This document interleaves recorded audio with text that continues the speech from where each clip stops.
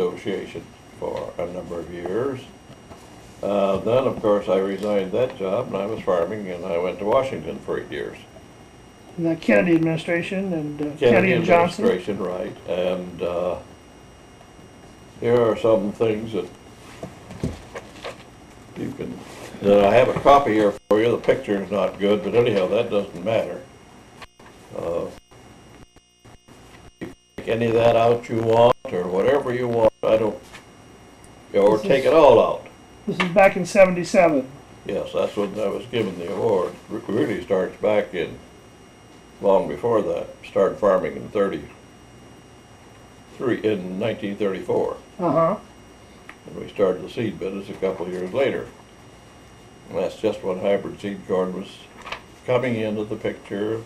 They didn't have hybrid seed before that? Very little, very little. Very few people planted it before. I didn't realize that. 1936 was about the first seed corn planted around here. But what did they do before that? Just regular Used corn? open pollinated. Okay. They'd go out in the fall, and farmers would, and pick the best ears out of the corn they had. Oh, I see. And they would hang it up in a special place and dry it on the ears, and they would shell it by hand. Huh. And then that was a seed corn. Is that right? I didn't realize that. Yes. Well, this is quite an article. Well, yes, you can do what you want with it. Doesn't matter to me. I might take it along and copy it and get it back to you if that's all I've got a right. copy here for you. Oh, really? That's the original. Okay. You can do what you want with it. Dare Roberts has been after me for one. So you want me to copy this and bring this back too? No, or that's I can yours. keep that? You Okay. can keep that. Thank you. That's yours to keep. Do what you want to. Take out what you want to. I spent some time in Dublin, Ireland, and I also went to Libya and helped put together a price support program for olive oil, patterned after our crops over here. Really? How long were you over in Libya? Oh, probably 8-9 weeks. How about Dublin? That was just for a conference, That was right? just for a conference. Uh-huh. About a week in Dublin. Now, you were with the Department of Agriculture. Did you ever get to meet President Kennedy? Oh, yes. Did you? Yes. Tell me about that. I'm kind of interested in him, of course. Well, I was president of the Iowa Farmers Union here for a number of years, farm organization. And in about '59, Kennedy wrote me a letter and said that he was planning on running for president in 1960, and he didn't know anything about farming. And he had called back here and wrote back here, and several had indicated that I might help him.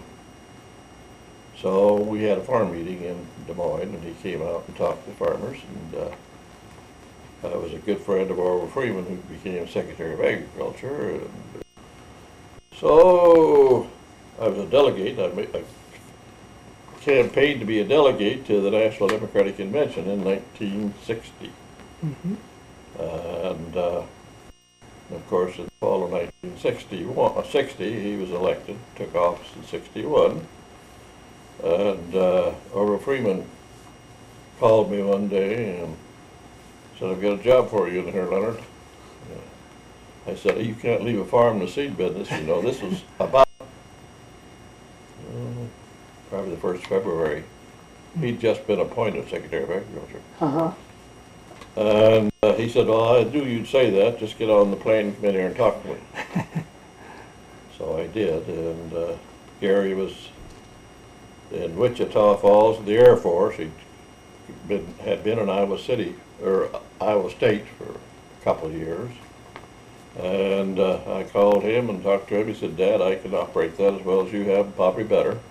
So that was a good attitude. And he always told me he didn't want anything to do with the seed business. Oh. I said to Gary, "The seed business is set up for the next 2 years. You can't change it. You don't want seed business you get into. Yeah. You have to look ahead for varieties and maturities and so forth." And so it wasn't long he found out that was the interesting part of our operations.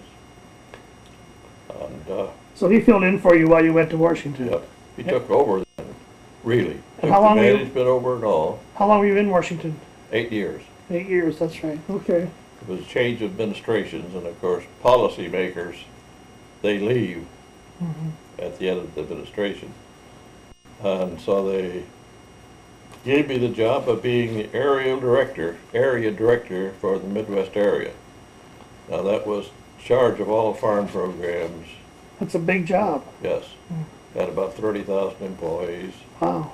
and I had 10 states, Jeez. 10 Midwest states, including North Dakota and Kentucky. And afterwards, I had 8 because that was just too much territory. You couldn't do the kind of work. An office in Washington, and I had several people in my Washington who were deputies. And Did you live in second- Washington? Yes. Mm-hmm. I told them to start with I didn't want to go to Washington, but I soon found out you couldn't. Uh-huh. No way. They offered to set one up in Chicago for me, but after looking at it thoroughly, I decided that no. Mm-hmm. So I went in there and was in there 8 years.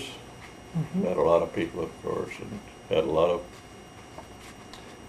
pleasant experiences. It was a great education.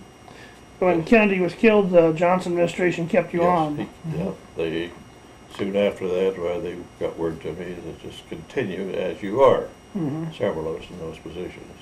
They kept practically everyone. Mm-hmm. So that's about it in a nutshell. I used to have 2 or 3 foreign trips a year, Mm-hmm. and Well, it sounds like you had a pretty important position. yes, it was 5 of us in the United States. There was 5 areas in the United States: the South, East, Southwest, Northwest, Midwest, and the Northeast. I would think in agriculture, the Midwest would be the, Oh, it's most, by the busiest far, yes, one. Or, by far the Mhm. largest offices and so forth. I would think so. Right. Okay. Well, maybe we should talk about World War II. And you had a position with, was it called the Rationing Board? Is that right? Let me say that in 1942, or during the war, of course, farm machinery was rationed. Okay. And the farm office downtown here was in charge of the farm programs working for the farmers.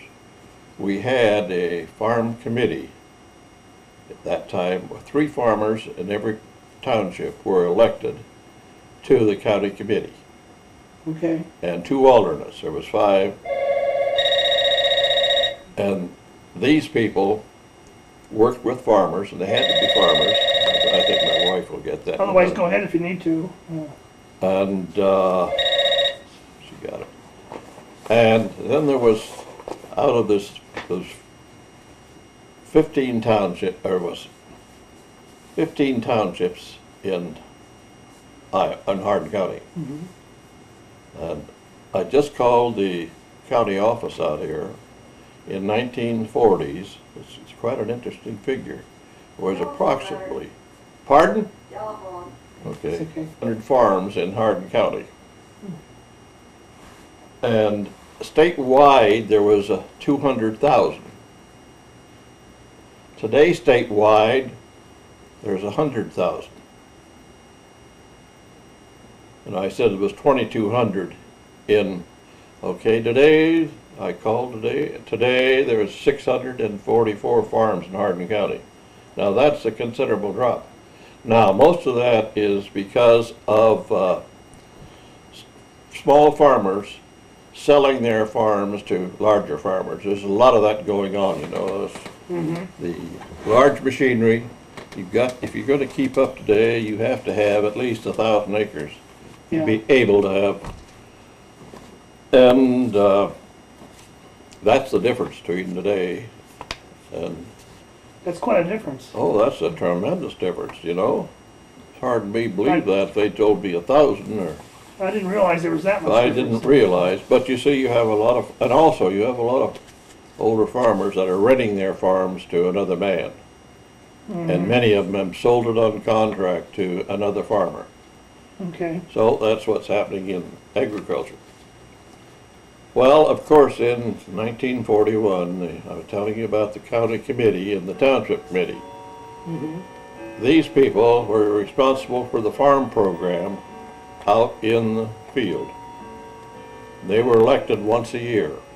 Then, as I said, the township committeemen got together once a year and had an election, and they elected the county committee. And the county committee, the three farmers, had the responsibility of running the farm program. Okay. And of course, when the war started, there was a point program set up for farmers, because you had some farmers that there was no way they should take their son and put him in service, because if you take that away, you'd break the farming system down, you see, because one man couldn't operate it. So they gave points to the farmer for how many cows he had, how many acres he had, corn, beans, how many beef cattle he had, how many hogs he had, and those points would build up. If there's any question about we'd then give those to the draft board, and the draft board would take it under consideration. And there was a lot of effort on that time not to take these key farm boys, because what would happen to food production, you see? Well, what really happened was that many of these farm boys were deferred, and they wouldn't go to, they wouldn't stay home, because, well, they felt like they were draft dodgers, and here was another boy on a smaller farm that was taken. They, I would say, 70% of them enlisted. They just didn't want to be staying at home, you know, and the patriotic feeling was great at those times, and some of the boys, farm boys, being called slackers and this sort of thing. Okay, that's interesting. Then, of course, in the 40s, hemp plant was needed here in Iowa, and Hardin County had the reputation, the county committee, working very well with the state committee and the national committee. We were in one of the better parts of Iowa. This area is one of the better crops, better places to produce good crops. No question about that. And so some of the people on top, the vice president, made a trip out here to Wallace at that time. And he, in turn, with the state committee and some of the state politicians, you might say,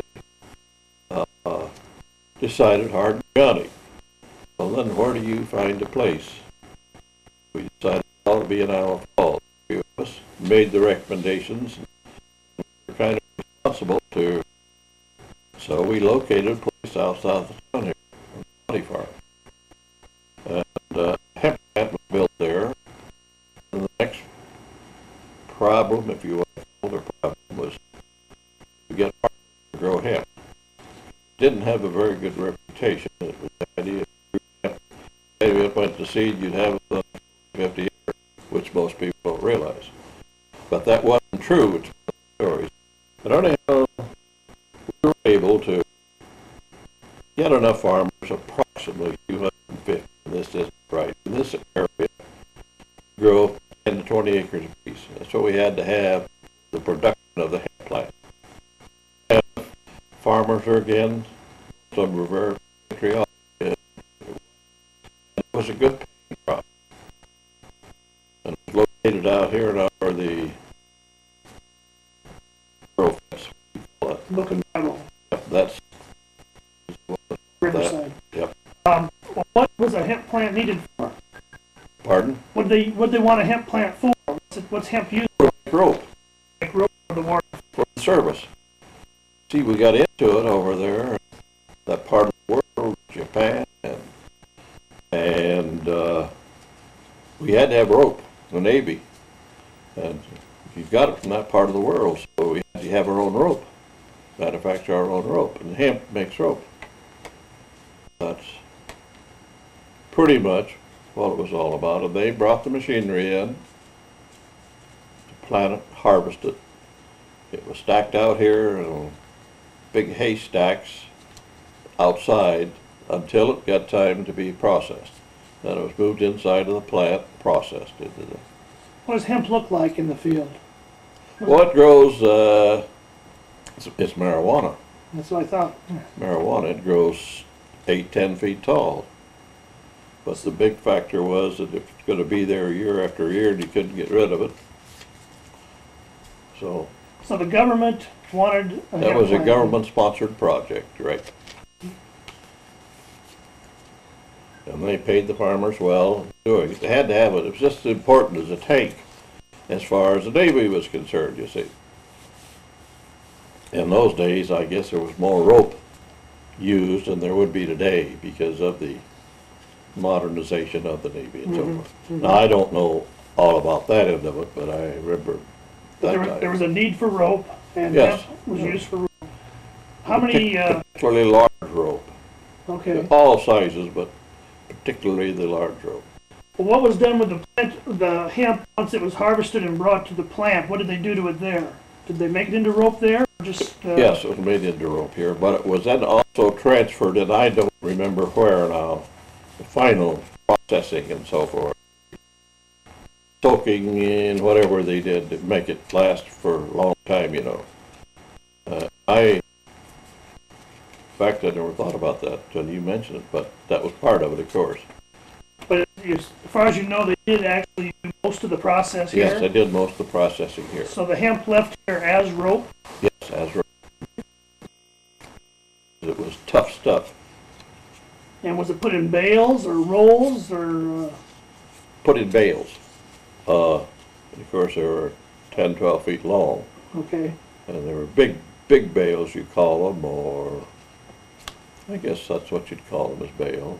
They were put in stacks set out there, stacked out to the hemp grounds, they used to call it. Okay. There was a lot of hemp out there, enough to process for a year, you see. It takes a lot of acres. Mm-hmm. So it would be taken to the hemp plant by hay rack or wagon? Or Yes, hay rack? yes. Okay.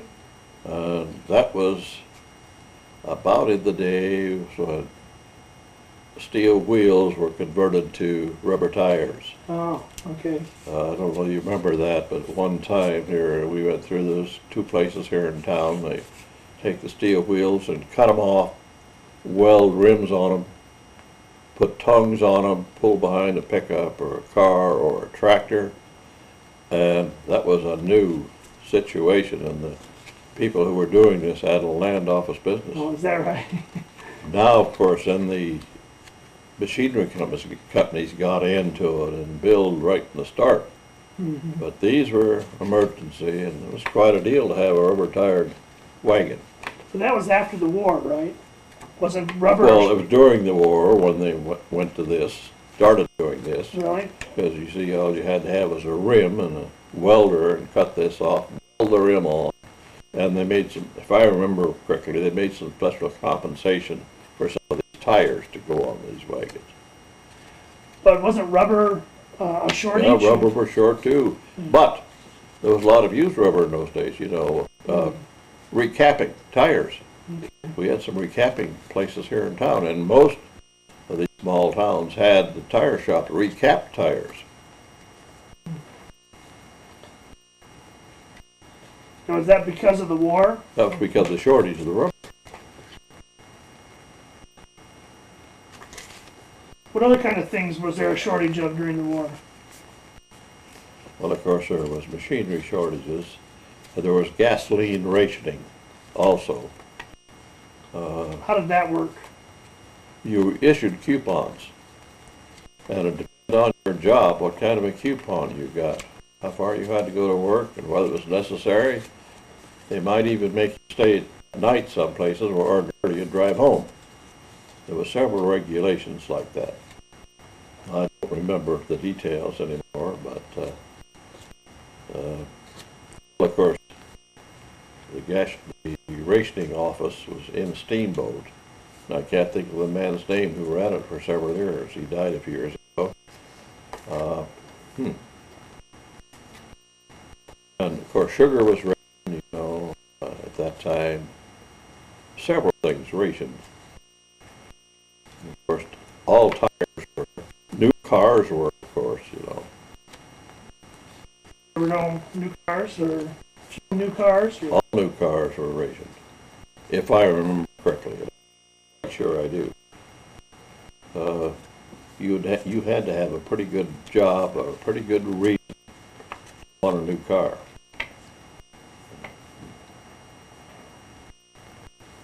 That's because there was a shortage of metal, scrap Yeah, metal? well, yes. Everything was war effort. The fact of the matter is, I came home from Moines one time to a farm meeting, and my car caught on fire. I had put new hoses on it. They used artificial hoses instead of rubber hoses on it. Those broke, let the alcohol out of the radiator spill on the motor, and I blew the car up. I was south of town here about 4 miles, and that happened one night. It was 20 below zero. That was pretty dangerous. Yes, it was. In fact, the matter is, I coming right up the road pretty fast, and all of a sudden I looked down the floorboards and they were on fire. Well, I just turned, there was a lot of snow, and I just turned that car into the snowbank on the side of the road, and I got out as quick as I could, of course. About that time, there was a motel owner from Clear Lake followed me, he said, I tried to catch you faster. I see you down here a mile or so. I see that fire burning underneath. And he said, you go over there and take off that gas cap. He said, you had it's going to blow. Well, I'd never heard that before, but I run over and took the gas cap off. And he took me to Iowa Falls, and I had to have it rebuilt. Huh. All because of the hoses? Yeah, because of hoses. And I put it a couple of days before, and I had that happen once before. The hose would break and it would leak on the hose. Rubber went into the hose, and that's what happened. We're talking about the shortage of metal and scrap metal. Did people donate scrap metal during the war? I don't remember, John. You remember anything about it? It seems to me like any metal that was any good was sold for a pretty good price. We had a man downtown here was in the junk business. He was buying a lot of high quality, discarded steel and stuff that he could buy. Okay. There was a good demand for it. I don't remember people donating it. There was lots of donations made, clothing. There was a lot of donations by labor of people in town and so forth. And they had sign-ups for various things for donations. How about the Civil War cannons that were in the park downtown? Remember that? I remember, but I don't think about that. I don't think about that. Going back to the hemp plant a little bit, what kind of a price did hemp bring? Do you remember? I should have. Yes, the farmer very good. Yes, that's what you meant. I don't remember how much it was, but everybody was pleased. We had a good crop, and a lot of the others were very pleased. We got extra for raising the hemp. Okay. And not only was a patriotic thing to do, it was a proper thing as far as money was concerned. Okay. Yeah, and I don't remember how it was sold. Of course, there was a lot of questions, how much is it going to yield? They've been growing it before, so they knew pretty well, but they didn't know what to do in this country as well. But it turned out well. Hemp had been grown very much before that. No. Was it grown otherwise? The high humidity areas, it's a high humidity crop. It takes a lot of moisture, but we had, those years we grew it, we had enough moisture. Okay.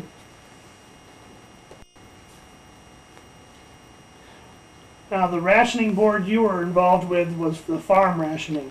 Yes, right. Farm machinery. Farm machinery, right. And furnishing the draft boards with the information about the farmers who had sons that they would like to have deferred. So They that took care of that. We pretty much took care of the farm machinery, made recommendations of farm machinery to certain people. Mm-hmm. If a man was farming a good size operation, and if had a farm tractor go bad right now in the middle of harvesting season or planting season, you had to do something. So when we had a new tractor, they pretty hard to get. We held them back because of this proposition that you couldn't leave a farmer in the lurch out there with no tractor, and they could break down, or a combine could break down, and there wasn't very many people left. You couldn't get repairs either. You see, they practically stopped everything, and that end of it. How come you couldn't get repairs? There weren't enough men around to do them, or the parts weren't available, or? There was a few, yes. There was a few of the older people, you see, that weren't able to go to service, and they were very pressed for time. Most all of them did their patriotic duty and trying to keep farm machine running, and what else? Okay. Maybe you can tell me about something else I've heard referred to, but I don't know much about. There was something here that called the Gold Star programs. If a family had a boy in service, or had a boy killed in service, there was a gold star in their window. Do you know anything about that? Remember anything about that? No, not much. Okay. No, I recall, yes, there were gold stars in the windows of the young men who were killed, yes. Okay. It was more of I'm not sure, and there was other help too that they gave. Don't know what that help was, but it was more of a recognition for that family, that boy, to say that they had someone that gave the supreme sacrifice. Anything that happened here in Iowa Falls, either on VE Day or VJ Day, when you heard the war was over? Was there any kind of celebration, or? Well, of course, we lived out on the farm, but there was the VJ Day, yes, there was a lot of, well, I guess people were just happy, go outdoors, they said, and wave their hands in the air when they found about the Victory Day, and that's about all I remember about that. Very important. So you were living out on the farm during this blackout too, so even the farms were Yes. blacked out? No, the farm was blacked out, just the Okay. city of Iowa Falls. Okay. And it wasn't because it had to be, it was because they wanted to try it. See how many lights you could see from the sky if everything was turned off. So your daughter was born here in the hospital? Yes, but the hospital over here in Iowa Falls, right. So even the hospital was blacked out? Yes, yes, right. Everything was blacked out, or everything was supposed to have been blacked out. There was a few things that weren't, but most everything was black. Street lights, of course, the city, and at that time it was the electric, and they just pulled one big switch, I guess. Did they think there was some kind of a threat of an air raid? Was that just a No. precaution? I mean, did they think that was They- possible? We would sometime have that? Yes, yeah, that was possible at that time, 42. Even here in And the of course, Midwest? many of the towns were trying this at that time. That was part of it. If you had to, on account of an air raid, give you a little expertise, I guess you'd call it, on how to do it, what to do it. Just some civil defense practice? Yes, that's what it was, civil defense practice. Okay. Anything else you can think of about the war years here in Iowa Falls? No, that, of course, there was a lot of things that happened that we,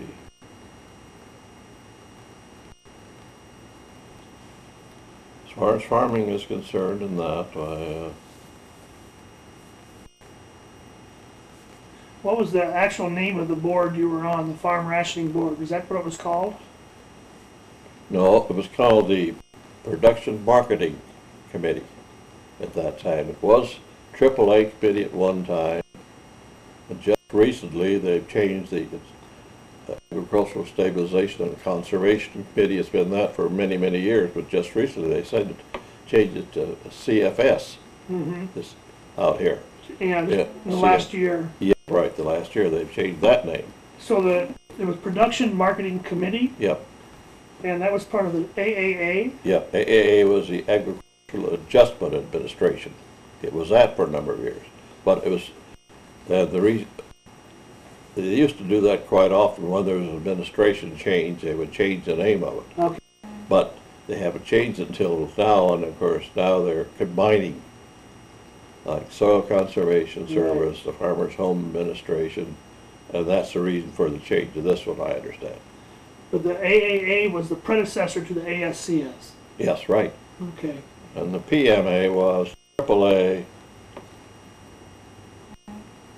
They were The Production Marketing association. Associ- Those were the first names. Was it Production Marketing Committee or Association? Association, PMA. Okay, PMA. And you were a member of that committee. Yes, right. What was your, did you have a position name for, or were you just on a board Well, or? Township committees or county committees. The county committee was elected, and then they ran the county office, which was situated here in Alamo Falls. Okay. That reminds me of another little story. Farm program offices, when they were put together back in, well, about 1932 is when they started. That's when farmers were in dire circumstances, and corn got down to 25 cents a bushel. People were burning it those days. The first farm program, they raised the corn rates to 45 cents a bushel. And I can't tell you what year now. And that's when they had way too many hogs. Hogs were selling for as low as 3 cents a pound. And Henry Wallace decided to kill a lot of piggy sows. Created a lot of static around the country. And he did. He paid a premium. So you get rid of those pigs. And that caused a lot of trouble. That's really when the farm program started. Then they started sealing corn, they called it. Mm-hmm. That's when these committees were appointed or elected. And they would elect the corn sealers, and you'd go to the county office, and you'd get a loan on your corn. Okay. That's what started at a low rate of interest. They raised the corn price from 25 cents to 45 cents almost overnight. That was FDR. The New Deal. Henry Wallace. It's part of the New Deal. And of course you got the story about REC, REA when it started. That's quite a story in itself. What do you know about that? I haven't heard much about that. Well, that's when when the government furnished farmers electricity. They put in lines, and you had to, people went out who were interested in getting electricity. Back in before we got electricity out east of town here in 1938, first time we had electricity. Mm-hmm. And you had to sign up and pay at least $5 a month for electricity fees.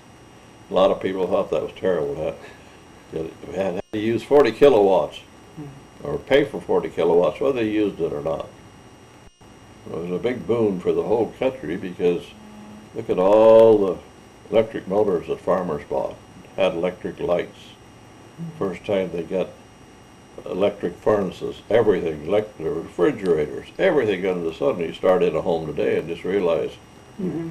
And we had a lot of opposition to it. The farmers wouldn't pay their bills and all this sort of thing. And of course, and now at home with our seed business, we spend as much as $400 or $500 a month for electricity. Mm. It's unbelievable, you know. For Cheapest power there is, you know. Mm-hmm. But anyhow, somebody in REA or REC should put a good story in about that. Mm-hmm. I went out in Jackson Township in about 1934 to sell memberships. You had to have so many memberships average per mile. I think it was 2 per mile. Or maybe it was a little longer than that, I don't know. Have people sign up, and then it was years before you got it. Mm-hmm. And I was a renter at that time. And several of the older people, they wouldn't sign up. No, renters like you won't pay your bill, and we'll be stuck with the REC bill, called it Rural Electric Administration at that time. Well, that's just one of the, but somebody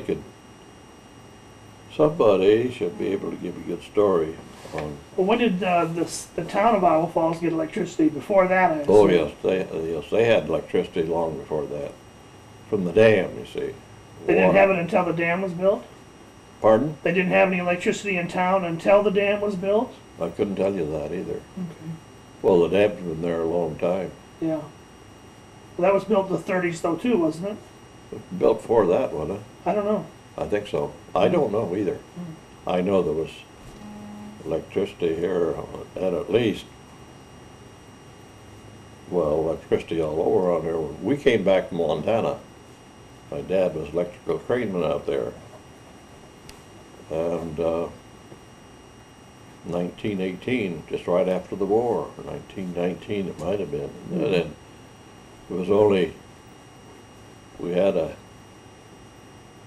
new Ford touring car.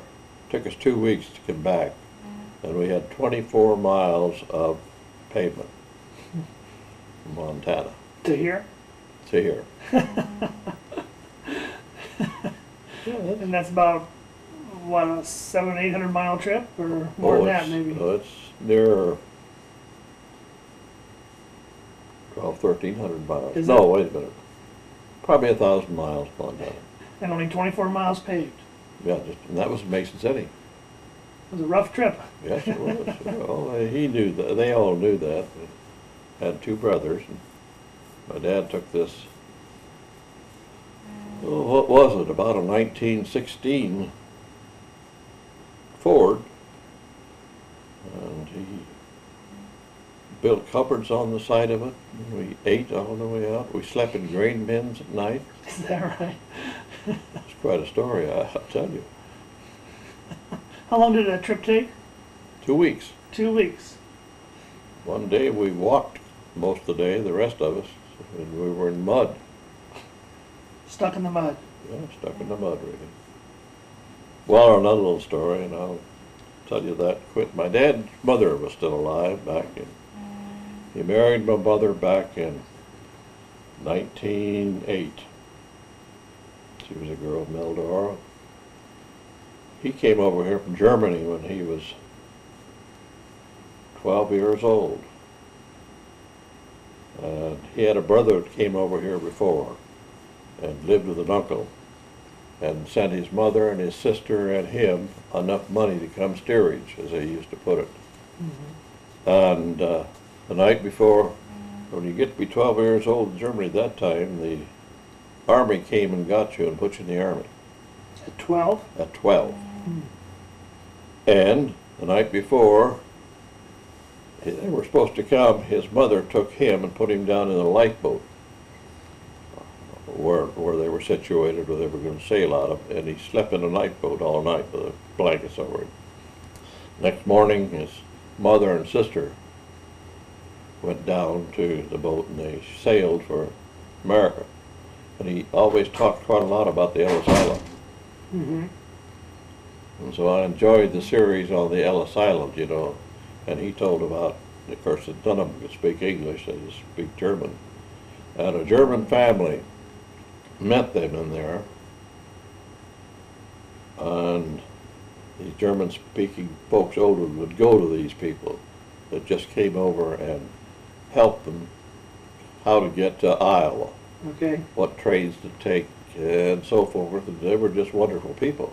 But of course, also, a lot of people that came to the Ellis Island didn't get in the United States. They all had to have vaccinations, and they had to have a lot of stuff to prove they would be fit citizens. Mm-hmm. And anyhow, he came to Iowa, came to Eldora, really. And in those days, you built cows in an open shed. And that convinced him he never wanted anything to do with farming. He got a job in Eldora at the lumber yard, hauling coal in sacks to the homes around the end, and you'd carry them down through the house, the coal, sacks of coal, Mm-hmm. if they had a furnace, or they'd put them in the shed outside, you know. So he was hauling coal there one day, had several days, and lumber summer times. And there was a steam engine on a railroad that switched into the lumber yard.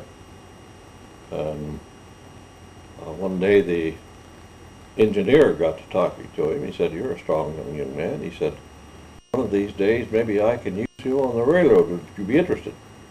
He said, "You would be." Well, he spent 3 or 4 years on the railroad shoveling coal. And one day while he was shoveling coal, the engineer had a heart attack. So and he died. So he got up there and run the train and run it into Chicago. And they offered him the job as engineer. Just like that. Of course, he'd been doing this for a couple of years. Then he got the urge to go west, Montana. And there was a large hotel out there. Well, he put himself a book of stationary engineering. I had them for a number of years. Books. He studied them and heard about this job and got the job. And in the meantime, he was there for a little while, or 3 or 4 years. He bought a restaurant.